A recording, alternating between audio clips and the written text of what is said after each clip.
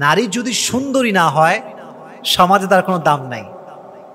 দেখবেন একজন নারী দেখতে সুন্দরী নয়, তার অনেক কোয়ালিটি আছে, অনেক গুণ আছে, অনেক গুণে সে গুণান্বিত, কিন্তু দেখতে সুন্দরী না, সমাজ তাকে দাম দিবে না, মূল্যায়ন করবে না। আর একজন নারী দেখতে সুন্দরী, না আছে রান্না বান্নার গুণ, না আছে অন্য কোনো গুণ, কিন্তু সমাজ তাকে অনেক দাম দিবে, বিকজ শি ইজ বিউটিফুল। দেখতে সুন্দরী তো সব আছে। তো মেয়েদের জীবনে সুন্দর হওয়াটা অনেক বড় একটা দামি জিনিস। এবং খেয়াল করে দেখবেন, যেই নারী সুন্দরী না, তার স্বামী তাকে ভালোই বাসতে চায় না। এটা কিন্তু বড় একটা মারাত্মক ইস্যু আমাদের বাংলাদেশে। এই জন্য যুবক ভাইয়েরা, নারীর সৌন্দর্যের চাইতে তার গুণটা বড় দামি। তাহলে আজ থেকে আমরা সৌন্দর্যকে বেশি দাম দিব না গুণকে বেশি দাম দিব? সৌন্দর্য না গুণ? জোরে বলেন। আল্লাহ আমাদের সবাইকে গুণ দেখে মানুষকে ভালোবাসার তৌফিক দান করুন, সকলেই পড়া আমিন। তবে প্রিয় ভাইয়েরা, আমার কাছে একটা সুন্দর তথ্য আছে আপনাদের সঙ্গে শেয়ার করার জন্য, যে নারীর সৌন্দর্য আসলে কোথায়। আমি মনে করি সৌন্দর্যের সবচাইতে বড় ডেফিনেশন বা সংজ্ঞা হচ্ছে মানসিক প্রশান্তি। আপনি যাকে দেখে মানসিক প্রশান্তি খুঁজে পাবেন, সে হচ্ছে আপনার কাছে সবচাইতে সুন্দর মানুষ। এবং মাথায় রাখবেন, মানুষ তার প্রতি আসক্ত হতে পারে যাকে দেখে তার মানসিক প্রশান্তি খুঁজে পায়, যাকে দেখে সে তার মনের যে শান্তি, হৃদয়ের যে শান্তি খুঁজে পায়, তার প্রতি মানুষ আসক্ত হতে পারে। এর জন্য প্রিয় ভাইয়েরা, স্ত্রীর মাঝে সবচাইতে বড় দামি জিনিসটা হচ্ছে মানসিক প্রশান্তি।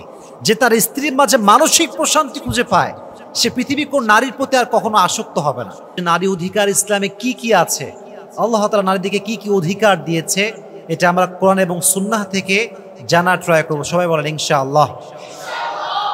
উইমেন্স রাইট, এটা অনেক জরুরি একটা বিষয়।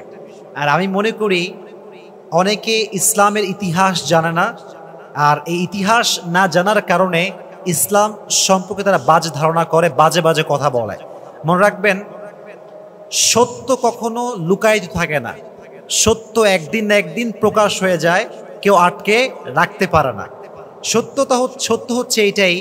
অনেকে বলে যে নারী নাকি ইসলামের সম্মান পায় না, নারীকে নাকি ইসলাম সম্মান দেয় নাই, নারীকে নাকি আল্লাহ তাআলা রেসপেক্ট দেয় নাই। এটা অনেক বড় মিথ্যা কথা, এটা মিনিংলেস কথা, এর কোনো ভিত্তি নেই। মাথায় রাখবেন একটা কথা সবসময়, এই পৃথিবীর ইতিহাসে যখন গোটা বিশ্বের অল দ্য উইমেন তারা যখন নির্যাতিত ছিল, নিপীড়িত ছিল, ইসলাম ঠিক সেই সময়ে ইসলাম gave the proper rights and dignity two women. ইসলামই হচ্ছে নারীকে প্রকৃতপক্ষের মর্যাদা এবং সম্মান দিয়েছে। এজন্য প্রিয় ভাইয়ের একটা কথা আমাকে জবাব দেন তো, নারীর সম্মান ইসলামে কম না বেশি? অনেক বেশি। হায়ার লেভেল অফ স্টেটাস নারীদেরকে আল্লাহ তাআলা ইসলামে দিয়েছেন। এখন বাস্তবতা হচ্ছে এইটা, আমরা পুরুষরা নারীদের অধিকার ভুলে গিয়েছি।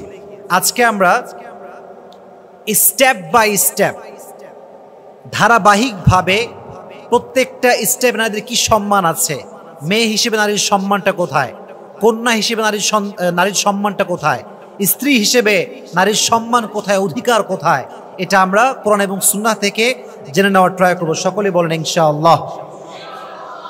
প্রিয় ভাইরা, কোরআনে আল্লাহ তাআলা বলেছেন, হুন্না লিবাসুল লাকুম ওয়া আনতুম লিবাসুল লাহুন। নারীরা হচ্ছে, দে আর clothing for you and you R clothing for them. পুরুষরা হচ্ছে নারীদের জন্য পোশাক এবং নারীরা হচ্ছে পুরুষদের জন্য পোশাক স্বরূপ। সুবহানাল্লাহ পড়ে। আচ্ছা, এটা হচ্ছে আমার ড্রেস। একটা কথা বুঝবেন, নারীকে আল্লাহ তাআলা ড্রেস কেন বলেছেন, পোশাক কেন বলেছেন, এটা একটা বড় সুন্দর বিষয়। এটা হচ্ছে একটা ম্যাটাফোর, তুলনা। এই যে আমার ড্রেস, এটা হচ্ছে আমার বডিকে কভার করেছে, আমার লজ্জাস্থানকে হেফাজত করেছে, কেউ আমার কিচ্ছু দেখতে পাচ্ছে না। So dress has covered my body. পরিপূর্ণ ড্রেসটা আমার কভার করে ফেলেছে, আমার বডির সম্মানকে রক্ষা করেছে। Exactly to the same way আপনার স্ত্রী আপনার চরিত্রকে রক্ষা করে, আপনার চরিত্রকে হেফাজত করে। একজন যুবক যার কাছে সুন্দরী বউ আছে, ভালো বউ আছে, সে তার সমস্ত চাহিদা স্ত্রীর মাধ্যমে পূরণ করছে, সে কি আদৌ পরকীয়া করবে প্রিয় ভাইয়েরা? পরকীয়া সাধারণত সে করবে না। তাই বাংলাদেশে সব সম্ভব, ভালো বউ আছে, দেখতেও সুন্দরী, কোয়ালিফাইড, কিন্তু স্বামী 3-4টা প্রেম করে বেড়াচ্ছে, পরকীয়া করে বেড়াচ্ছে। এটা বাংলাদেশে সম্ভব। এইটা একটা বিষয়, দেখেন একটু খুব মনোযোগ দিয়ে শুনবেন আমার কথাগুলো। তাকবীর দেন সবাই, লিল্লাহি তাকবীর। আসলে বউ থাকলেও মানুষ পরকীয়া কেন করে, এর একটা বেসিক রিজন আছে। আমার চোখে চোখ রেখে একদম মনোযোগ দিয়ে কথাগুলো শুনবেন। শুধুমাত্র বউ থাকলেই হবে না, বউয়ের প্রতি একটা ভালোবাসা এবং আসক্তি থাকতে হবে। যে পুরুষ তার স্ত্রীর প্রতি আসক্ত হতে পারে সে কখনো পরকীয়ায় লিপ্ত হতে পারে না। শুধুমাত্র বউ থাকলেই হবে না, আমার বউ আছে, বাসায় আছে, ভালোবাসা নাই, যত্ন নাই, আসক্তি নাই, আমি 10টা পরকীয়া করতে পারি, কিন্তু আমার বউ আছে, আমি তার প্রতি আসক্ত, এটা যদি হয় আমি কখনো পরকীয়া করতে পারবো না। এই জন্য প্রিয় ভাইয়েরা, বউকে রসুলের সুন্নাহ অনুযায়ী মন থেকে ভালোবাসার দরকারটা আছে না নাই? আল্লাহ আমাদের সবাইকে পরকীয়ার থেকে হেফাজত করুক, সকলেই পড়া আমিন। আচ্ছা, আরেকটি বিষয়, মানুষ স্ত্রীকে ভালো কেন বাসতে পারে না, এটা কিন্তু নারী অধিকারের বড় একটা চ্যাপ্টার, যে স্ত্রীকে আপনার ভালোবাসতে হবে। দেখেন, নারীদের ক্ষেত্রে আমি একটা কথা সবসময় বলি, নারী যদি সুন্দরী না হয় সমাজে তার কোনো দাম নাই। দেখবেন একজন নারী দেখতে সুন্দরী নয়, তার অনেক কোয়ালিটি আছে, অনেক গুণ আছে, অনেক গুণে সে গুণান্বিত, কিন্তু দেখতে সুন্দরী না, সমাজ তাকে দাম দিবে না, মূল্যায়ন করবে না। আর একজন নারী দেখতে সুন্দরী, না আছে রান্নাবান্নার গুণ, না আছে অন্য কোনো গুণ, কিন্তু সমাজ তাকে অনেক দাম দিবে, বিকজ শি ইজ বিউটিফুল। দেখতে সুন্দরী তো সব আছে। তো মেয়েদের জীবনে সুন্দর হওয়াটা অনেক বড় একটা দামি জিনিস। এবং খেয়াল করে দেখবেন, যেই নারী সুন্দরী না তার স্বামী তাকে ভালোই বাসতে চায় না। এটা কিন্তু বড় একটা মারাত্মক ইস্যু আমাদের বাংলাদেশে। এই জন্য যুবক ভাইয়েরা, নারীর সৌন্দর্যের চাইতে তার গুণটা বড় দামি। তাহলে আজ থেকে আমরা সৌন্দর্যকে বেশি দাম দিব না গুণকে বেশি দাম দিব? সৌন্দর্য না গুণ? জোরে বলেন। আল্লাহ আমাদের সবাইকে গুণ দেখে মানুষকে ভালোবাসার তৌফিক দান করুন, সকলেই পড়া আমিন।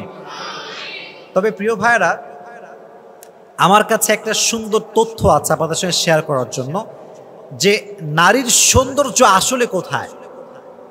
আমি মনে করি সৌন্দর্যের সবচাইতে বড় ডেফিনেশন বা সংজ্ঞা হচ্ছে মানসিক প্রশান্তি। আপনি যাকে দেখে মানসিক প্রশান্তি খুঁজে পাবেন, সে হচ্ছে আপনার কাছে সবচাইতে সুন্দর মানুষ। এবং মাথায় রাখবেন, মানুষ তার প্রতি আসক্ত হতে পারে যাকে দেখে তার মানসিক প্রশান্তি খুঁজে পায়, যাকে দেখে সে তার মনের যে শান্তি, হৃদয়ের যে শান্তি খুঁজে পায়, তার প্রতি মানুষ আসক্ত হতে পারে। এর জন্য প্রিয় ভাইয়েরা, স্ত্রীর মাঝে সবচাইতে বড় দামি জিনিসটা হচ্ছে মানসিক প্রশান্তি। যে তার স্ত্রীর মাঝে মানসিক প্রশান্তি খুঁজে পায়, সে পৃথিবীর কোন নারীর প্রতি আর কখনো আসক্ত হবে না। এই জন্য আল্লাহ তাআলা আমাদের সবাইকে সৌন্দর্যের আসল অর্থ বোঝার তৌফিক দান করুন, সকলেই পড়া আমিন। এবার আসেন, নারীকে আল্লাহ কেমন সম্মান দিয়েছে। আমি বলেছিলাম স্টেপ বাই স্টেপ বলবো, ধাপে ধাপে বলবো। প্রথম চ্যাপ্টার হচ্ছে নারী যখন বাবার কন্যা, তার সম্মানটা কত বেশি। দেখেন, একটু মনোযোগ দেন। নারী যখন বাবার কন্যা, ইসলাম বলছে, আয়েশা রাদিয়াল্লাহু তাআলা আনহা থেকে বর্ণিত, নবীজি বলেছেন, যার একটা মেয়ে হয়েছে এবং সে তার মেয়েকে সুন্দর করে লালন পালন করেছে, তাকে ভালো জায়গায় বিয়ে দিয়েছে, তার সঙ্গে ভালো ব্যবহার করেছে, সেই বাবা যদি মারা যায়, মা যদি মারা যায়, নারীকে তার যথার্থ মূল্যায়ন করবার কারণে, তার কন্যাকে মানুষ করবার কারণে তার জন্য আল্লাহর জান্নাত ওয়াজিব হয়ে যাবে। সুবহানাল্লাহ পড়া। 1 নম্বর হাদিস, নারী যখন কন্যা। আর একটা হাদিস শোনাই, একজন নারী কতটা বরকতপূর্ণ, কত তার ভিতর বরকত আছে, ব্লেসিং আছে, এটা যদি কেউ চেক করতে চায়, আল্লাহর হাবিব বলেছেন তার প্রথম সন্তান দেখতে হবে। যেই মেয়ের প্রথম সন্তান মেয়ে, তার জীবনটা বরকতে ভরা। সুবহানাল্লাহ পড়ে।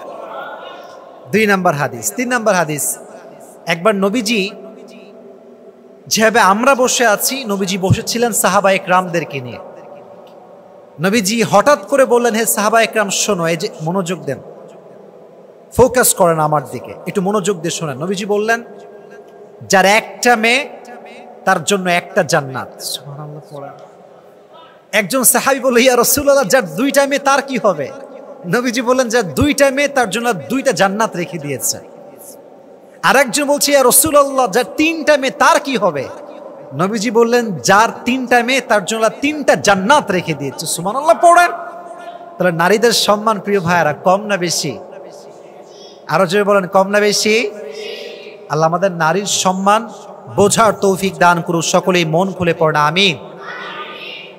এবার একটা প্রশ্ন করি, নবীজির একজন মেয়ে ছিল, কলিজার টুকরা মেয়ে, নামটা কি বলতে পারবেন? ফাতেমা। নামটা কি প্রিয় ভাইয়েরা? ফাতেমা রাদিয়াল্লাহু তাআলা আনহা। দেখেন নবীজি তার মেয়েকে কন্যা হিসেবে কি সম্মান দিয়েছেন।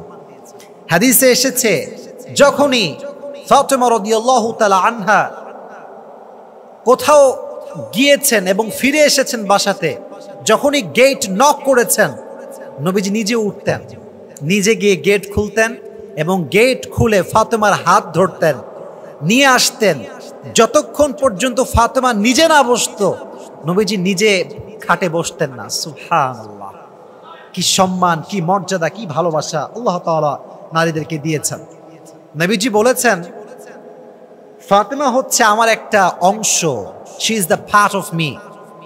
যে ব্যক্তি মান আগযাবাহা আগযাবানি, whoever makes her angry he makes me angry, যে তাকে রাগান্বিত করে সে আমাকে রাগান্বিত করে, যে ফাতেমাকে খুশি করে সেজন্য আমি নবীকেই খুশি করে ফেলে। সুবহানাল্লাহ। তাহলে বোঝা গেল নারীর সম্মান অনেক বেশি। আর একটা হাদিস শোনাই। হাদিসে এসেছে, ইযা কানা ইয়াউমুল কিয়ামা নাদা মুনাদিন গদ্দু আবসারাকুম গদ্দু আবসারাকুম হাত্তা তামুররা ফাতেমা। কিয়ামতের কঠিন ময়দানে একজন লোক দাঁড়িয়ে ঘোষণা দিবে যে, হে ভাইরা সবাই, lower your gauge until Fatema has passed. সবাই চোখ নামান। সবাই চোখ নামাবে। ফাতেমা রাদিয়াল্লাহু তাআলা আনহা সবার চোখ নামানো অবস্থায় জান্নাতে প্রবেশ করবে। সুবহানাল্লাহ। এটা হচ্ছে নারীর কন্যা হিসেবে সম্মান নবীজি দিয়েছেন। এজন্য প্রিয় ভাইরা, কন্যা সন্তান হলে রাগ করা যাবে না। অনেক বাবা আছে দেখবেন, ছেলে চায়, ছেলে হলে খুশি হয়, না হলে খুশি হয় না। এরকম অনেকে আছে না নাই? নারীকে আল্লাহ তাআলা অনেক সম্মান দিয়েছে। আল্লাহ আমাদের সবাইকে নারী এবং যদি কন্যা সন্তান হয় তার মূল্যায়ন করার তৌফিক দান করুন। সকলেই মন খুলে পড়া আমিন। মাশাআল্লাহ।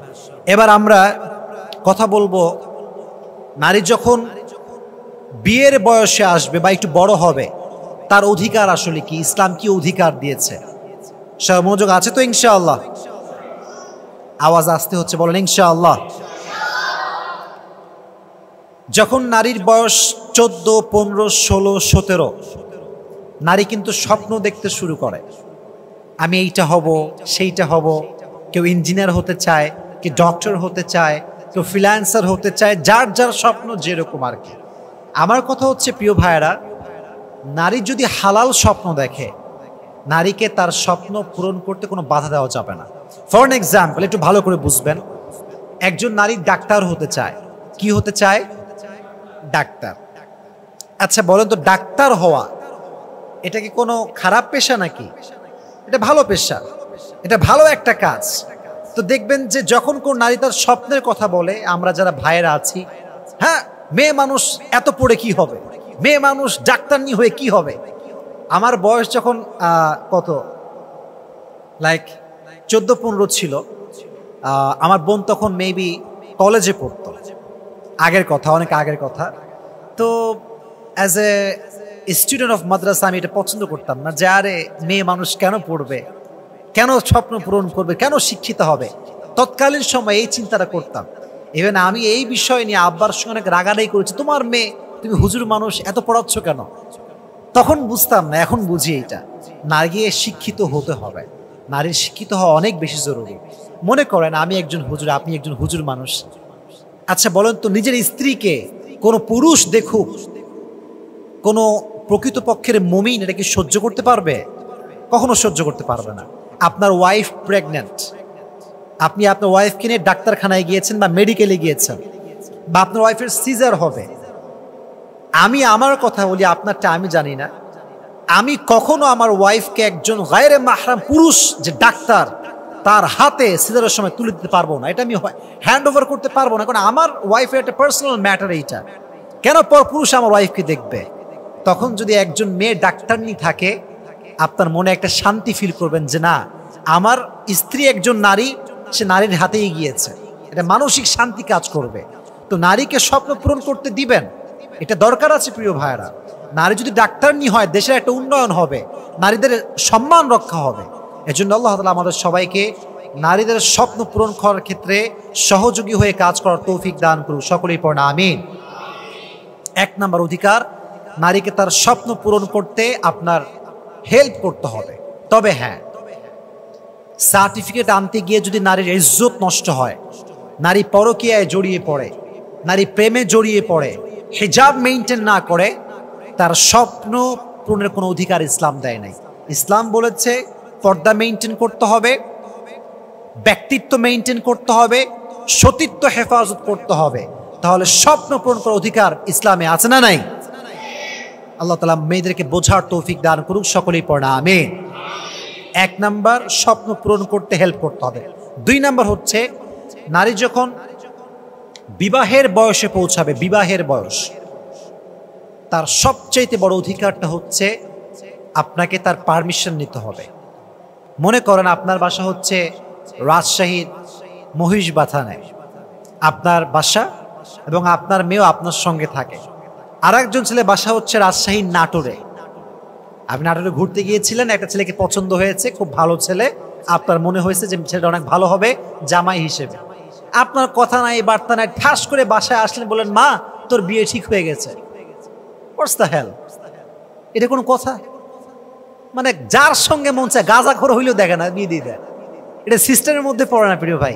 আপনার মেয়েকে সে দেখবে, আপনার মেয়ে তাকে দেখবে। যদি চয়েস হয়, মেয়ে আপনাকে সম্মতি দেবে যে আব্বা এটা পছন্দ হয়েছে, আমরা বিয়ে করতে পারি। তাছাড়া আপনি মন চাইলো একটা গাঁজাখোরের সঙ্গে বিয়ে দিলেন না, এটা ইসলাম কখনো সাপোর্ট করে না, এটা ঠিক না। দেখেন, আমি বলেছিলাম নবীজির একজন মেয়ে ছিল, মেয়ের নাম কি ছিল? ফাতেমা। এটা খুব সুন্দর একটা হাদিস, ভালো করে শুনবেন।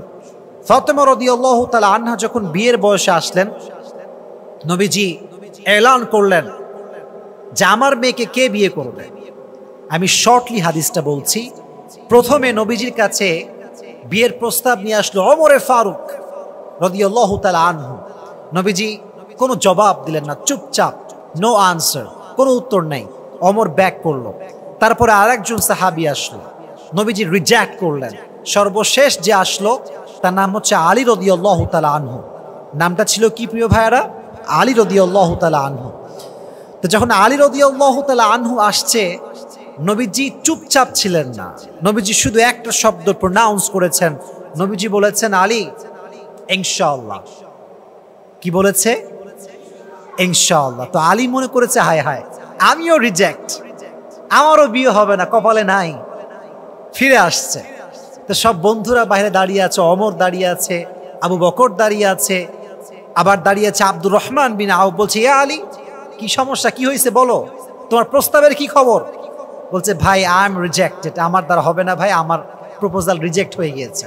তো বলছে নবীজি কি বলেছে তাই তো বলবা। বলছে নবীজি বলেছে শুধুমাত্র ইনশাআল্লাহ। তো আব্দুর রহমান বিন আউফ বলছে আরে ভাই, নবীর ইনশাআল্লাহ মানে তোমার বিয়েটা অর্ধেক অলরেডি হয়ে গিয়েছে। সুবহানাল্লাহ পড়ে। তো নবীজি চাইলে ইয়েস বলতে পারতেন যে আলী যাও, দ্য ডিল ইজ ফাইনাল, তোমার সঙ্গে আমার মেয়ের বিয়ে হবে না। কেন বলেন নাই? কারণ ফাতেমার থেকে পারমিশন নাও বাকি আছে। নবীজি সোজা উঠে গেলেন, উঠে ফাতেমার কাছে গেলেন। ফাতেমা আব্বাজান, বলছে শোনো, এই মদিনার ভেতরে সবচাইতে উত্তম যুবক, সবচাইতে উত্তম পুরুষ, সবচাইতে উত্তম ছেলে, উত্তম পাত্র তোমার জন্য পেয়েছি। তো ফাতেমা বলল মাসমুহু, তার নামটা কি? নবীজি বললেন ইসমুহু আলী, তার নাম হচ্ছে Ali. Do you agree with this proposal? তুমি কি একমত আছো? ফাতেমা ইয়েসও বললেন না, নোও বললেন না। ফাতেমা জাস্ট তার চেহারাটা নিচের দিকে নামালেন, মুচকি হাসলেন। নবীজি বললেন ফাতেমা আমার মেয়ে রাজি হয়ে গিয়েছে। সুবহানাল্লাহ। তখন নবীজি নিকাহটা যেই সিস্টেমে করতে হয় সেই সিস্টেমে দিয়ে দিলেন। তাহলে এখান থেকে শিক্ষাটা হচ্ছে এইটা, মেয়েকে যার সঙ্গে বিয়ে দেন না কেন, আপনাকে সর্বপ্রথম you should take her the permission first. আগে অনুমতি নেবেন, অনুমতি নিয়ে যদি রাজি হয় তাহলে বিয়ে দিবেন। রাজি আছেন তো ইনশাআল্লাহ? আপনার যুবক মানুষ, আপনাদের কারো মেয়ে নাই, বাট বোন তো আছে, অনেকের বোন আছে না নাই? বোনের ক্ষেত্রে খেয়াল রাখবেন যে আমার বোন কার সঙ্গে বিয়ে করছে, আদৌ মত আছে কিনা। আল্লাহ আমাদের সবাইকে এই অধিকারটা আদায় করার তৌফিক দান করুন, সকলেই পড়া আমিন। এবার আসেন আরো সুন্দর একটা চ্যাপ্টার নিয়ে কথা বলি। নারীকে স্ত্রী হিসেবে ইসলাম কি অধিকার দিয়েছে, এটা জানার দরকার। যুবক ভাইরা আছে না নাই? তাকবীর দেন সবাই মিলে, লিল্লাহি তাকবীর। না, আওয়াজ নাই, আরো জোরে লিল্লাহি তাকবীর। এবার তো কান ফেটে গেছে, মাশাআল্লাহ, খুব ভালো। স্ত্রী অধিকার, অনেকের বউটো কেউ নাই, আমাদের জানতে হবে আগে থেকে, প্রিপারেশন নেওয়া লাগবে। আমি কিছু কিছু অধিকার বলবো, জাস্ট বেসিক কিছু অধিকার, রাইটস বলবো। এক নাম্বার, আপনি যখন বিয়ে করে ফেলেছেন, আপনার স্ত্রীর প্রথম অধিকার হচ্ছে দ্য ডৌরি, দ্য মোহর। প্রথম অধিকারটা হচ্ছে মোহর। অনেকে দেখবেন বিয়ে করে, মনে করেন 10 লাখ টাকা মোহর নির্ধারণ করেছে। ফর এন এক্সাম্পল বলছি, বাসরাতের আগে দেয় 1 লাখ টাকা, আর বাসরাতে বইয়ের পা ধরে, মা মাফ করে দাও, হাত দিতে পারবো না, আমার কাছে টাকা নাই, আমি গরিব। এটা করবেন না, যা দিতে পারবেন তাই। 1 লাখ দিতে পারবেন, 1 লাখ আপনিও মোহর নির্ধারণ করবেন। 20 লাখ টাকা লেখেন ভাই, আমি দিয়ে দিব সব, বাসাতে বইয়ের পা ধরে ক্ষমা চাই। এটা আসলে আমি মনে করি এটা ল্যাকিং অফ পার্সোনালিটি, ব্যক্তিত্বের অভাব। এটা আমি যা পারবো সেটা আমি ফিক্সড করবো, যেটা আমি পে করতে পারবো তাই আমি বলবো যে ভাই আমার 2 লাখ টাকা দেওয়ার অ্যাবিলিটি আছে, আমি এটাই দিব, আমার দ্বারা আর দেওয়া হবে না, বাস এতটুকু। বাট নারীর যে অধিকার মোহর, এটা আপনাকে কনফার্ম করতে হবে। রাজি আছেন তো ইনশাআল্লাহ? তো 1 নম্বর অধিকারটা কি প্রিয় ভাইরা? মোহর। বলেন 1 নম্বর অধিকারটা কি? আরো 1 নম্বর অধিকারটা কি? মোহর, 1 নাম্বার। 2 নাম্বার, এই পৃথিবীতে সবচেয়ে বেশি সুন্দর ব্যবহার পাওয়ার যোগ্য হচ্ছে আপনার মা। আপনার মা। মায়ের পরে আপনার লাইফে যদি সবচাইতে সুন্দর ব্যবহার পাওয়ার যোগ্য কেউ হয়ে থাকে, শি ইজ ইউর ওয়াইফ। এটা আপনার স্ত্রী। আপনার বউ আপনার থেকে সবচাইতে সুন্দর ব্যবহার ডিজার্ভ করে। আমরা পুরুষে বড় বেঈমান, যখন পর মেয়ে কল দেয় অন্য মেয়েরা, কেমন আছেন আপু, ভালো আছেন, ভুলেই গেছেন, খবরই নাই। আর যখন বউটা কল দেয়, কাজ কাম নাই, রান্না কর, খালি আমার ডিস্টার্ব করিস। এটা আমাদের বিহেভিয়ার। অথচ কোরআন বলছে ওয়াশিরুহুন্না বিল মারুফ, your behaviour should be soft with your wife. আপনার ব্যবহারটা হবে সুন্দর ব্যবহার, কোমল ব্যবহার। রাজি আছেন তো ইনশাআল্লাহ? তাহলে আপনার wife, she deserves the most loving behavior from you. আপনার সুন্দর ব্যবহারটা আপনার স্ত্রী ডিজার্ভ করে। এজন্য অনেকে দেখবেন, অনেক স্বামী আছে খ্যাত টাইপের, হাবলা, কিছু বোঝে না, আবুল টাইপের। এই বইয়ের সামনে গেলে এমন একটা খাইস্টার মতো তাকায় থাকে, মানে জীবনে মধুই গায় নাই। এরকম স্বামী বাংলাদেশে আছে না না প্রিয় ভাইরা? তো আসতে কেন, জয়বন আছে না নাই? খাইস্টা, আনরোমান্টিক, খ্যাত, কিছু বোঝে না, এরকম অনেক স্বামী আছে। তো যখন স্ত্রীকে কেউ জিজ্ঞেস করে যে বাবা তোমার স্বামী কেমন, শালা একটা বদমাইশ, সরাসরি বদমাইশ, 2 চোখের বিষ মনে করে। তো প্রিয় ভাইয়ারা, রসুল কিন্তু এরকম ছিলেন না। আমরা চেষ্টা করব আমাদের সবচেয়ে সুন্দর ব্যবহারটা আমরা ওয়াইফের সঙ্গে করবো। রাজি আছেন তো ইনশাআল্লাহ?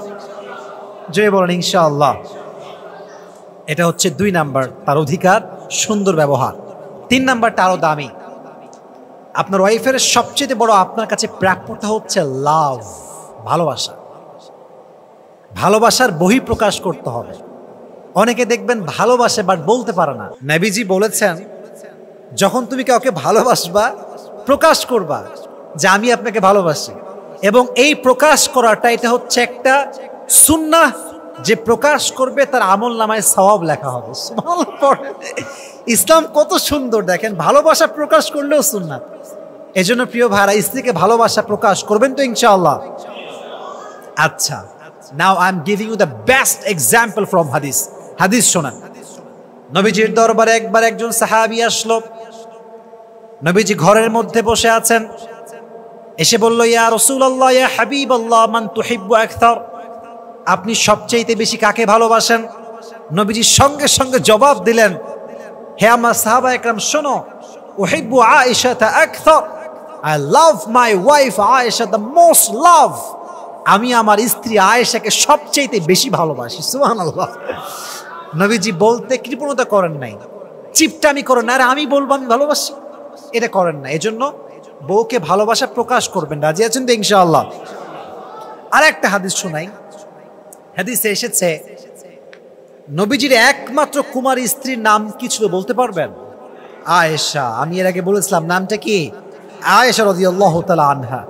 একবার নবীজি সফর থেকে কাম ব্যাক করছিলেন অনেক দূর থেকে। দেখেন নবীজি কতটা রোমান্টিক ছিলেন, ভালোবাসা বোঝেন। নবী যখন কাম ব্যাক করছিলেন, এক জ্যোৎস্না প্লাবিত রাত, আধো আধো রাত, চাঁদের আলো সুন্দর পুরো এলাকাব্যাপী ছড়িয়ে আছে। রাত যেন রাত নয়, পূর্ণিমার চাঁদ দ্বারা আলোকিত হয়ে গিয়েছে। নবীজি বললেন সাহাবা একরামদেরকে, এই তোমরা সবাই যাও, আমি আর আয়েশা সবার পরে আসব। তো যখন সবাই চলে গিয়েছে, নবীজি বললেন, আয়েশা ওই দেখো দূরে একটা খুঁটি দেখা যাচ্ছে, দেখতে পাচ্ছ খুঁটিটা? বলছে হ্যাঁ নবী দেখতে পাচ্ছি। বলছে তুমি আর আমি এখন দৌড় প্রতিযোগিতা করব, দুইজন দৌড়াবো, দেখি কে আগে যেতে পারে। তো দুজন দৌড়াচ্ছে দৌড়াচ্ছে দৌড়াচ্ছে। তো আয়েশা রাদিয়াল্লাহু তাআলা আনহা একটু স্লিম ছিলেন, একটু চিকন ছিলেন। তো দেখবেন যারা একটু মোটা হয় তারা দৌড়াতে পারে কম, আর যে একটু চিকন বেশি হয় লাভ দিয়ে দৌড়ে চলে যায়। তো ঘটনাটা হচ্ছে এইরকম, আয়েশা দৌড় দিয়ে খুঁটির কাছে চলে গিয়েছে, গিয়ে খুঁটি ধরে ফেলেছে। বলছে নবী আজকে আপনি হেরে গিয়েছেন, আজকে আমি জিতে গিয়েছি। সুবহানাল্লাহ পড়েন।